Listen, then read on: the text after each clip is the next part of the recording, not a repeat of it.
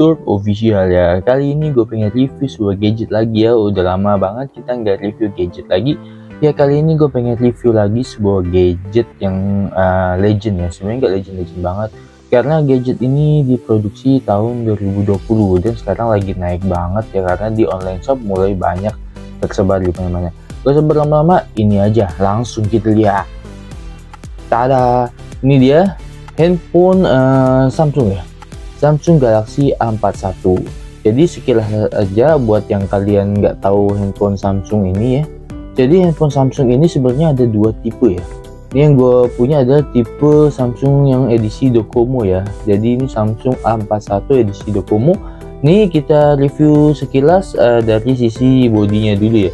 Jadi dia kan ada dua tipe gue bilang ya. Ini tipe yang pertama adalah dia model kameranya nih yang paling membedakan. Model kameranya ini berjajar ke bawah ya, lurus ke bawah. Paling atas tuh lampu flashnya, ini kameranya nih ada 3. Dan yang model yang satunya lagi tuh dia bentuknya kotak ya. Nih bisa lihat di gambar ini ya. Nah ini dia lebih jelasnya kayak gini nih guys.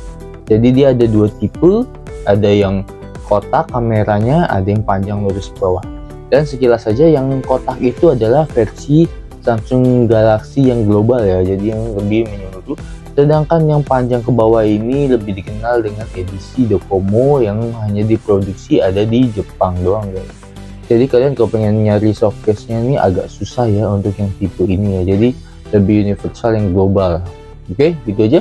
Langsung aja kita lihat secara tampilannya. Ini ada lubang jack, masih ada ya, jack audio. Dan sini lubang Type C ya, Type C di bagian bawah ya. Ada lubang Type C nya di bagian bawah. Speakernya juga masih mono guys. Nih, speakernya masih mono, dia satu doang. Nggak ada di sini, nggak ada speaker lagi. Semuanya nggak ada speaker lagi. Nah, bodinya itu kokoh ya guys ya. Jadi dia sebenarnya plastik tapi kayak ada hologramnya gitu guys. Nah, kalau dilihat-lihat tuh ada sirup pelanginya gitu. Sangat eye catching ya dan keren banget. Dan yang paling asik itu handphone ini tuh enteng banget guys. Enteng banget dipegangnya dan sangat nyaman. Tapi nggak licin, tapi biasanya kan handphone kalau belakangnya kayak glossy gini tuh licin ya dipegang. Ini mantep banget. Dan ini dia mengusung layar 6,1 inch ya. Jadi lebarnya 6,1 inch. Langsung aja kita coba masuk ke dalam aplikasinya.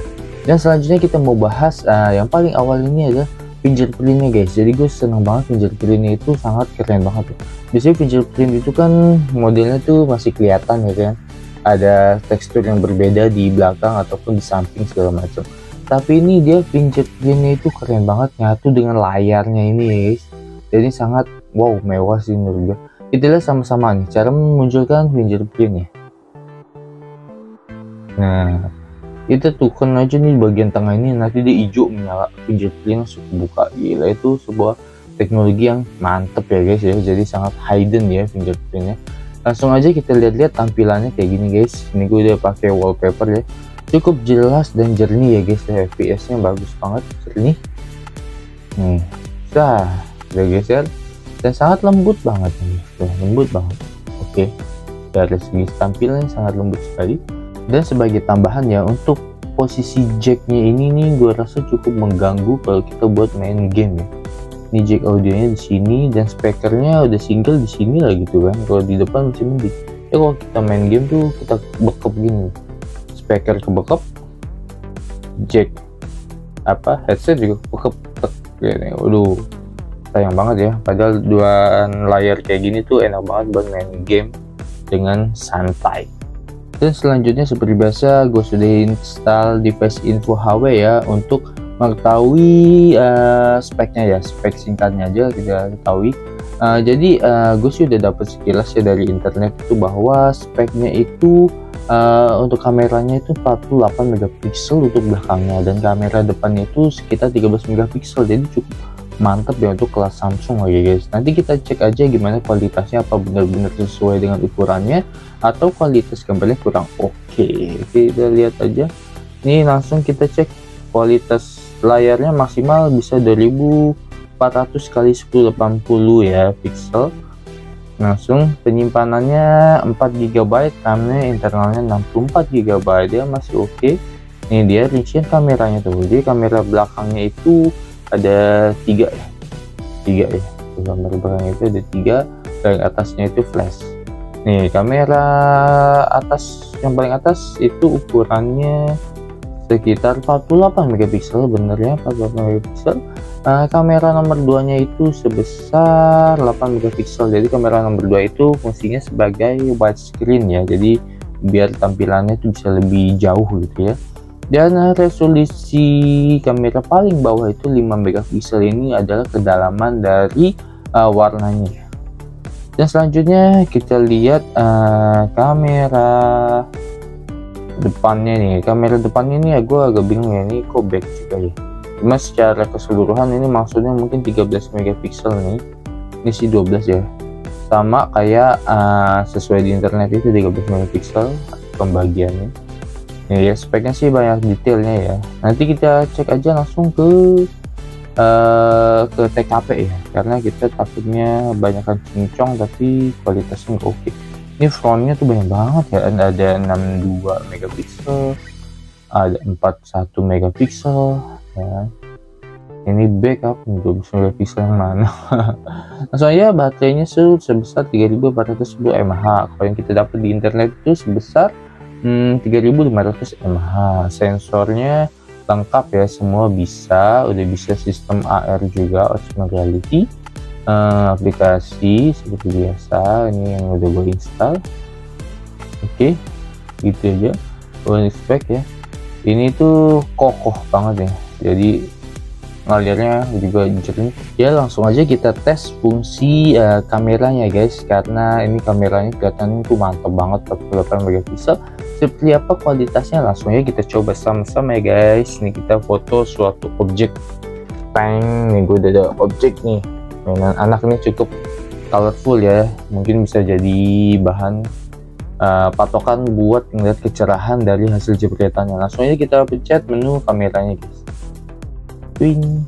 Nah, dia kita lihat ya, fitur settingnya sih ya standar ya.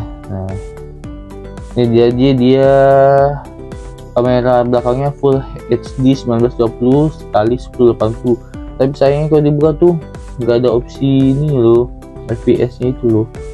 Jadi kan FPS tuh sekarang bisa nentuin kehalusan gambarnya juga ya untuk direkam gitu.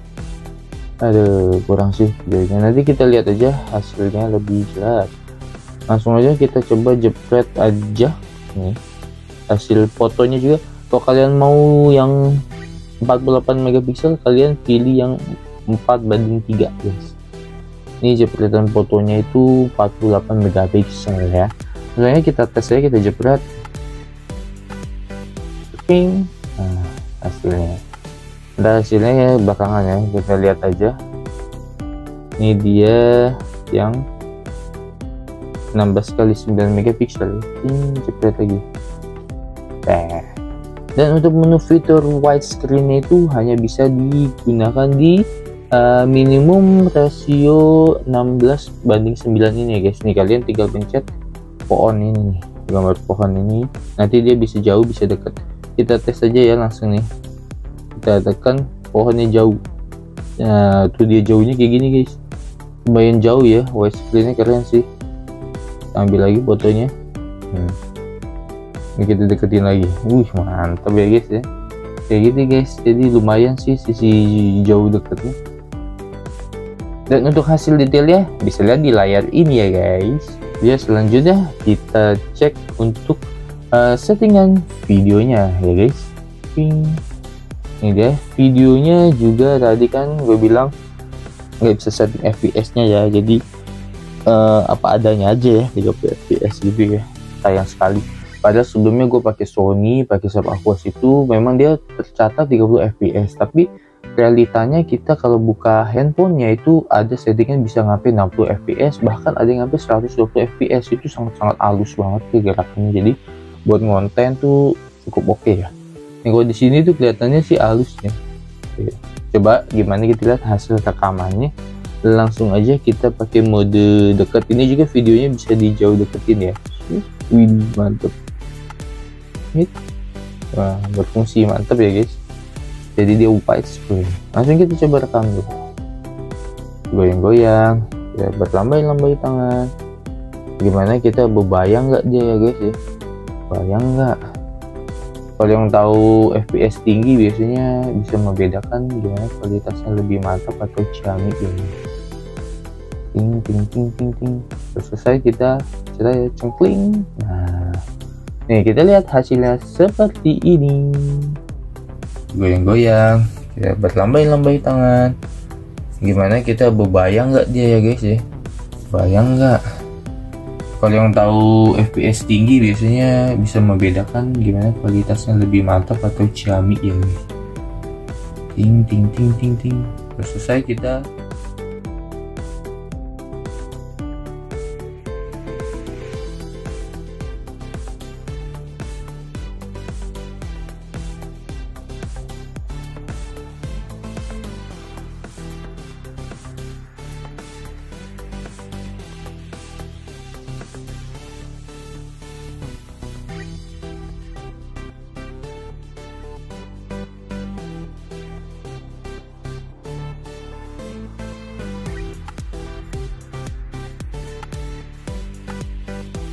dan selanjutnya kita coba untuk kualitas videonya ya guys. Ini dia videonya guys. Kebetulan daerah rumah gua ini masih banyak sawah-sawah dan jadi objek yang bagus untuk kita melihat pencerahan cahaya di pepohonan ya. Iya. Audionya bisa kita lihat dan kita dengar sama-sama cukup jernih dan jelas ya. Cuman sayang handphone ini tidak ada video stabilizernya ya. Jadi kalau kita pakai bergerak atau jalan tuh kurang halus ya. Dan sayangnya lagi tuh FPS-nya itu hanya 30 fps ya. Sedangkan untuk kestabilannya itu sekarang ya, untuk video zaman sekarang itu di 60 fps lah, itu udah paling oke ya, paling halus. Jadi sebelumnya gue sering bikin konten ini dengan video dari handphone Sony yang bisa mencapai 60 fps. Dan juga gue pernah pakai sub Aquos, itu bisa bahkan sampai 120 fps. Itu bener-bener lembut banget ya. Jadi transisi gambarnya juga halus. Dan juga stabilizernya juga oke. Jadi memang mantap. Cuman ya sayang output gambarnya itu besar banget guys. Ya untuk Samsung A41 Docomo ini ya kayak gini guys. Oke. Ya selanjutnya guys, kita coba untuk fungsi gamingnya ya. Jadi gua ini ada 2 game ya. Gua udah install DLS dan Need for Speed ya. Kita lihat aja sekilas untuk grafiknya. Dan untuk audio mungkin kurang terlalu jelas ya, maksudnya karena gua menggunakan mic ya, mic clip on. Dan mic clip on ini biasanya hanya kuat mendeteksi suara manusia aja. Tapi gue coba gedein dari handphone ya. Sebenarnya ini handphonenya jernih banget ya audionya. Kita tes aja, langsung main. Kita lihat kecerahan gambarnya aja ya, kita nggak usah main serius-serius.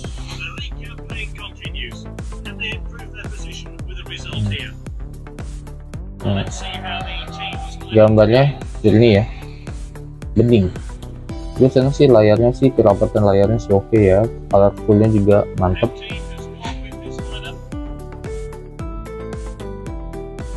Nih ya gue bilang tadi tuh, kalau kita main kebekep tuh, kebekep. Mau pasang headset juga mentok, ujung-ujungnya mainnya begini. Ayo gitu sebelumnya.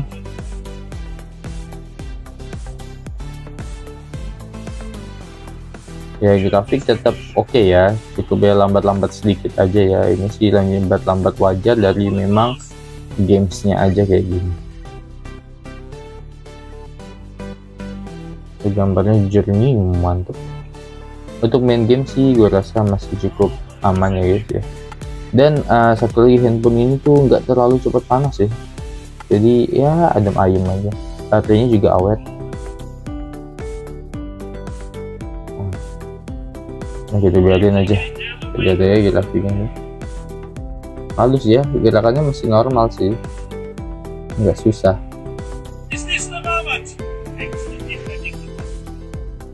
Oke, gitu aja untuk tes game bola ya. Kita coba game lainnya satu lagi. Coba game satu lagi. Kita coba Need for Speed ya guys. Ini Need for Speed agak banyak cincong sih gamenya kadang. Terlalu banyak panduan, tapi ini tadi udah gue lewatin banyak panduannya, udah gue oke sih. Jadi mudah-mudahan kita langsung main aja ya. Ini Need for Speed juga kurang lebih tadi hampir 1 giga. Nah ini dia guys, kita udah di tampilan gamenya nih. Kita langsung aja main, gak usah basa-basi ya. Kita lihat grafiknya dan kemulusan gambarnya. Nih kan, sangat mantap guys. Gamenya juga mantap ya. Kita terangin dulu biar lebih mantap. Terus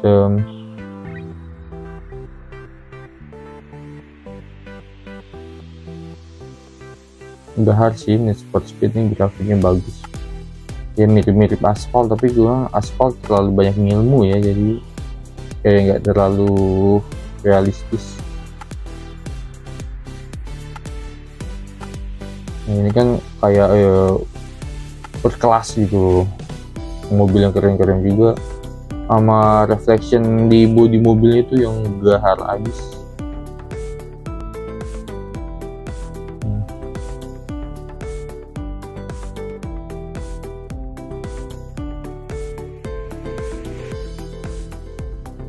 Mantap ya guys ya, keren. Cuman sayang nih gue udah atik gak ada settingan ganti mode kamera ya. Tuh, mantap ya, untuk game sih gue jamin ini masih lancar jaya guys. Langsung aja kita keluar. Gitu aja untuk fungsi gamenya. Selanjutnya kita tes untuk YouTube-nya ya. Kita tes untuk YouTube-nya. Kita cari apa ya yang asik-asik lagu aja kali ya. Bang Roma aja ya.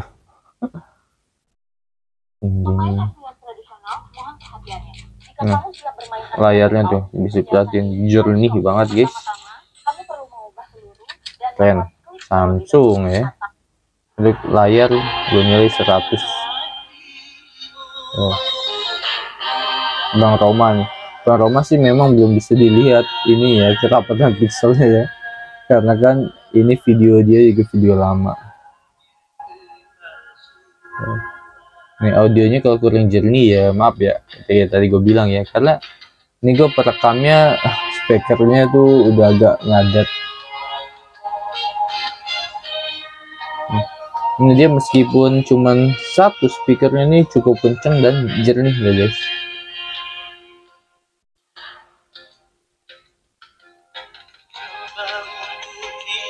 Gitu zoom lagi, zoom manual biar lebih full. Layarnya cukup lebar ya kalau dilihat ya, keren sih, desain kekinian ya. Ini untuk handphone 2020 keluaran cukup oke ya, desainnya stylish.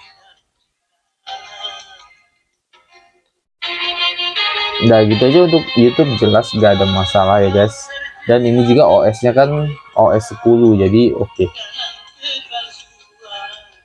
Ya guys, gitu aja review gue mengenai handphone Samsung Galaxy A41 versi Docomo ya guys. Jadi kesimpulannya bisa gue jelasin di sini setelah gue pakai. Pertama, untuk baterai masih aman, awet, dan tidak boros juga ya. Untuk kamera ya cukup mengecewakan sebenarnya. Jadi 48 megapiksel ini tidak mencerminkan kualitas yang benar-benar HD, tajam atau penting ya. Jadi ya kayak handphone apa ya, low end aja gitu loh. Kameranya tuh gue bingung juga. Mungkin kalau yang versi global sih gue rasa itu yang lebih real ya. Jadi kayak speknya kayaknya lebih asli deh. Yang versi Docomo tahu deh kayak gimana gitu. Ataupun sama, bisa kalian review yang punya A41 yang versi kameranya kotaknya, gambarnya itu lebih bagus ataupun sama aja kayak gini. Dan kecewanya lagi gua untuk yang suka konten ya, konten kayak buat di YouTube atau segala macam, kameranya itu untuk video tuh fps nya cuma 30 dan itu bebayang banget guys. Bisa dilihat kan tadi di contoh videonya itu agak bebayang, jadi kita goyang kiri kanan tuh kayak gempa gitu. Stabilizernya juga nggak ada, jadi wah untuk kalian yang mau ngincer kameranya sih kurang oke ya guys ya, jadi nggak sesuai kenyataan. Dan untuk tampilan layarnya ini sih oke ya, jernih banget.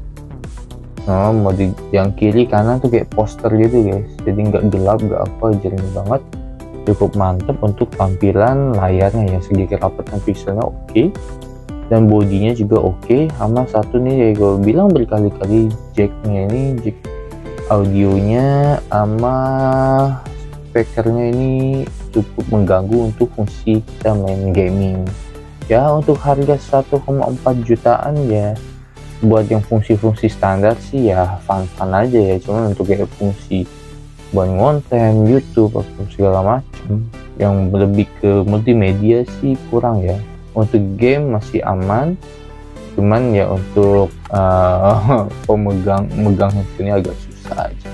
Oke, bisa kalian lihat-lihat lagi atau pikir-pikirkan lagi yang mau beli handphone ini, karena di online mulai banyak lagi nih guys.